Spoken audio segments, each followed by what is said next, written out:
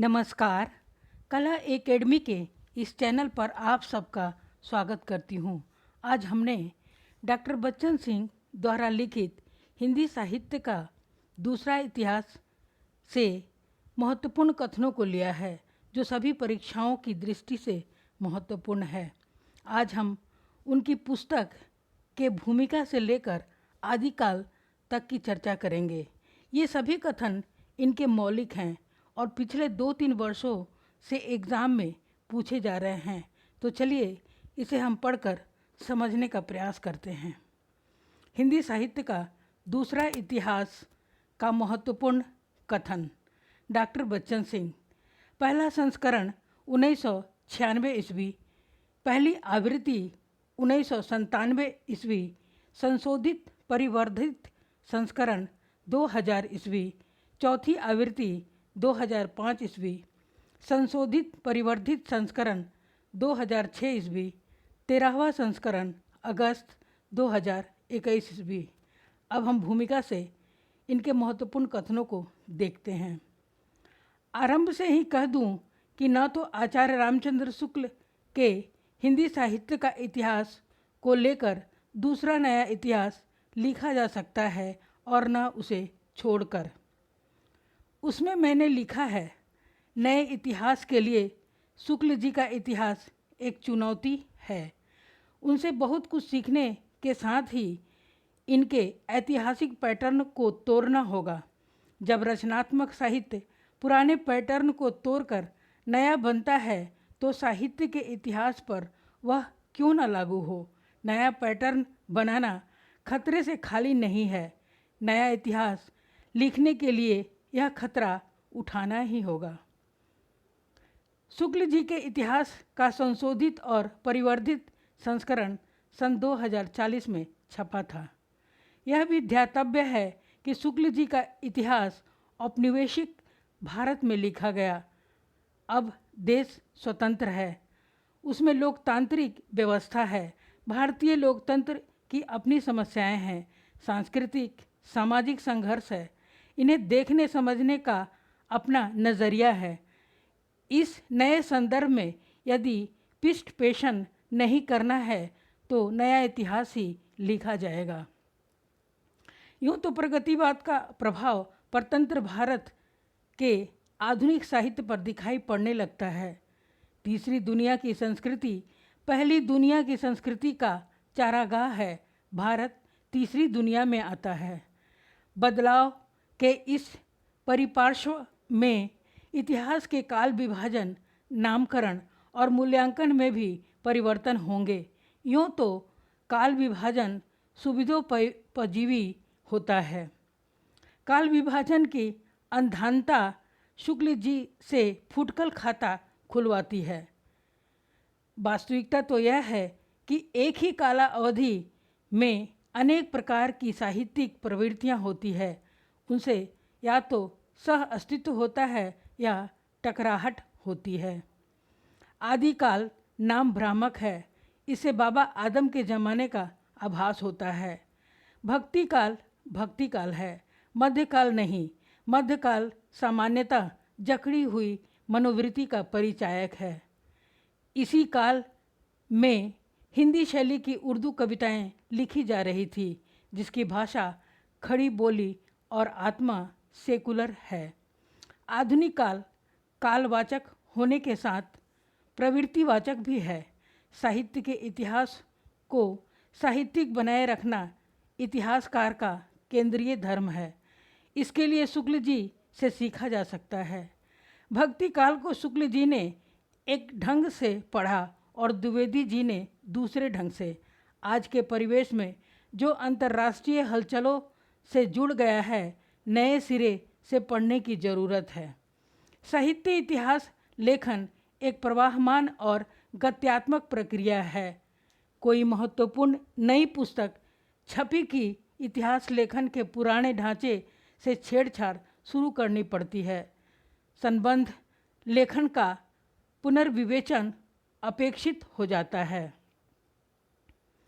जिन लोगों को आचार्य शुक्ल के हिंदी साहित्य का इतिहास के आगे कुछ नहीं सुझाई पड़ता, उन्हें अपनी आँखों का इलाज कराना चाहिए। नए इतिहास से अंधश्रद्धा और यथा स्थितिवाद को चोट पहुंचती है। जाने अनजाने वर्ग वर्ण चेतना को धक्का लगता है। नया या दूसरा इतिहास इसी की कोख से पैदा होता है। बच्चन सिंह ने अपभ्रंश काल को 4 भागों में बांटा है। हिंदी भाषा, जाति और साहित्य, अपभ्रंश काव्य और हिंदी की रचनाएं, श्रृंगार और वीर दर्पपूर्ण काव्य, और चौथा है प्राकृतिक पैगलम और हिंदी के कवि। अभी हम इनके ऊपर के 2 जो हैं नंबर 1 और नंबर 2, उनमें से महत्वपूर्ण पंक्तियों को लिया है, उसे अभी हम पढ़ेंगे।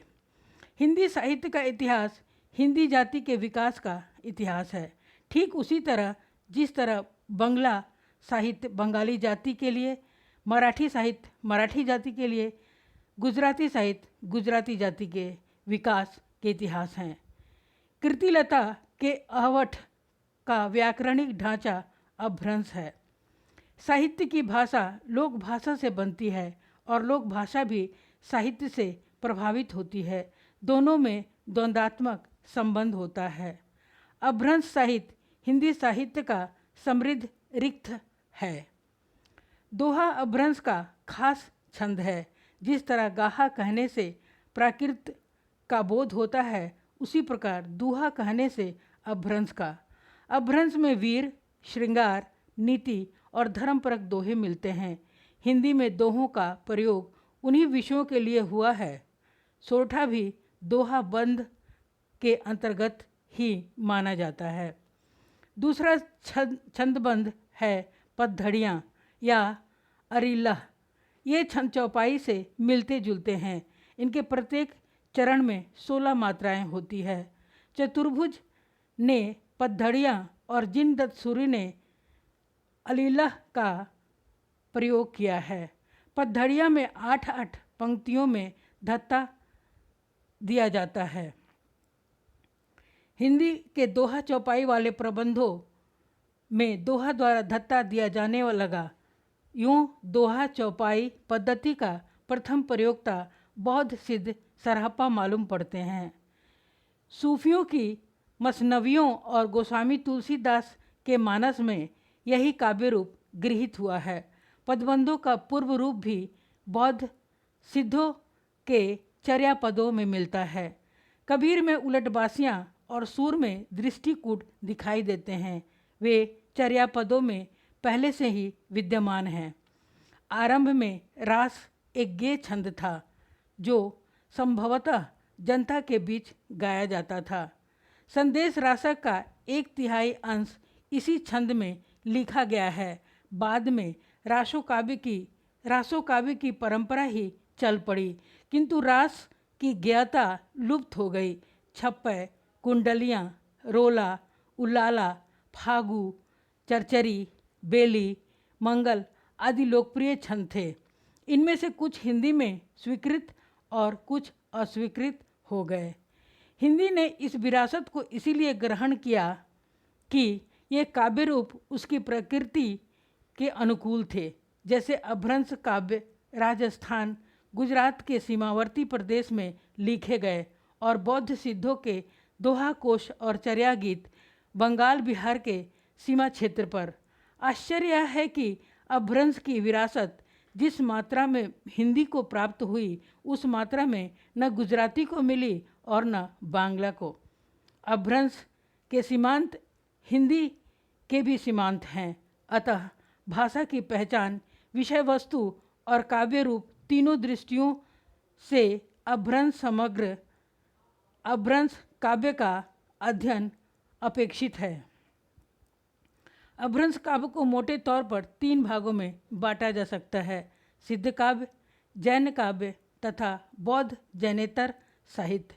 अपभ्रंश के काल में हिंदी में रचनाएं होने लगी थी। विद्यापति एक ओर अहवठ में लिख रहे थे तो दूसरी ओर मैथिली में।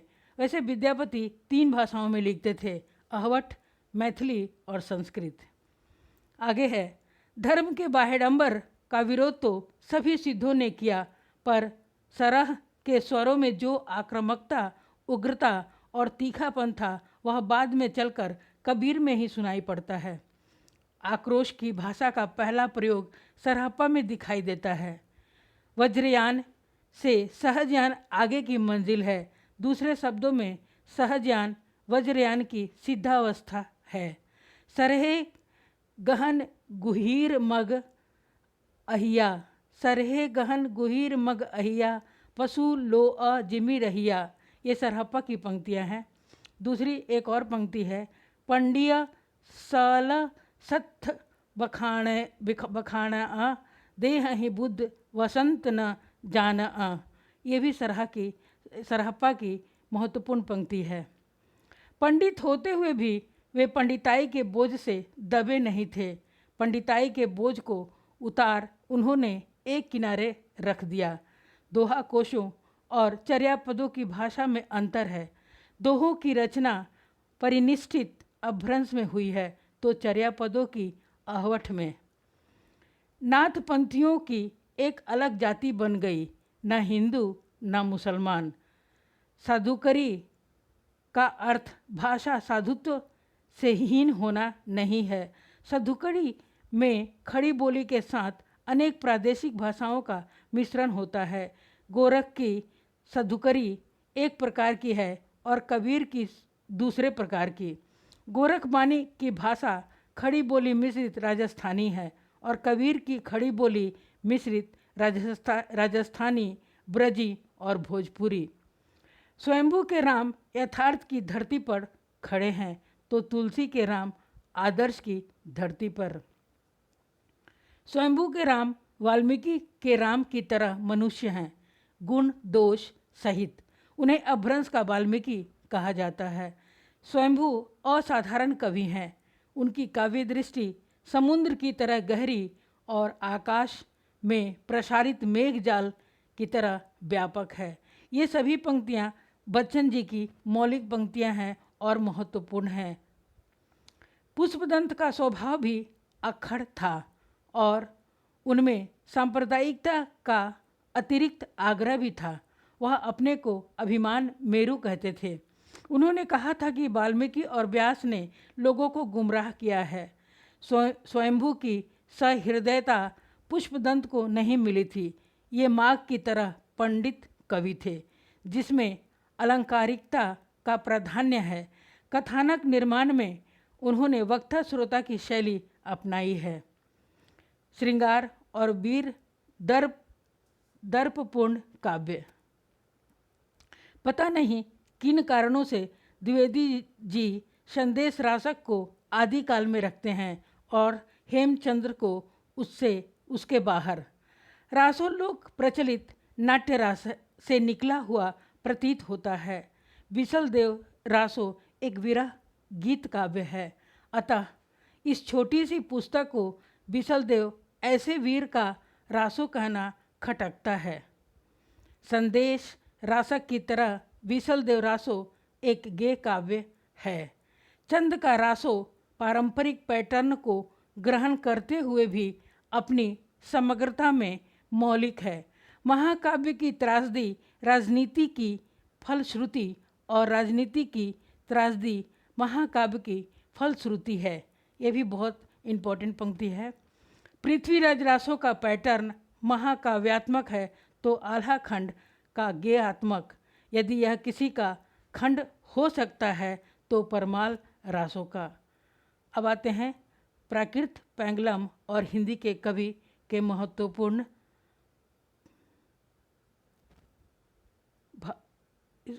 कथन है। मुझे लगता है कि विद्यापति जौनपुर कभी नहीं गए थे। यदि गए होते तो गोमती का उल्लेख अवश्य करते। बनारस का वर्णन करते समय यदि कोई गंगा को ही छोड़ दे तो वह बनारस का वर्णन नहीं हो सकता। गोमती के बिना जौनपुर की पहचान ही नहीं बनती। जिस वर्णाश्रम धर्म की चिंता मानस में गोस्वामी तुलसीदास ने की है उसे विद्यापति के यहाँ भी देखा जा सकता है। जाति, अजाति, विवाह, अधम, उत्तम का पारक। विद्यापति की कविता का स्थापत्य सिंगारिक है। उसे आध्यात्मिक कहना खजुराहों के मंदिरों को आध्यात्मिक कहना है। उनके श्रृंगार में यवनोन्माद का शारीरिक आमंत्रण है, संभोग का सुख है, विलास विह्वलता है, वियोग में स्मृतियों का संबल और भावुकतापूर्ण तन्मयता है। अपरूप के कवि। विद्यापति का प्रेम न तो रोमांटिकों की तरह वायवीय है और न भक्तों की तरह दिव्य। वे अपरूप के कवि हैं, पर मूलतः वे लोरिकायन की लोक कथा पर आधारित है। सबसे बड़ी बात है कि इसमें न तो अपभ्रंश का व्याकरणिक ढांचा है और न कृत्रिम शब्दावली।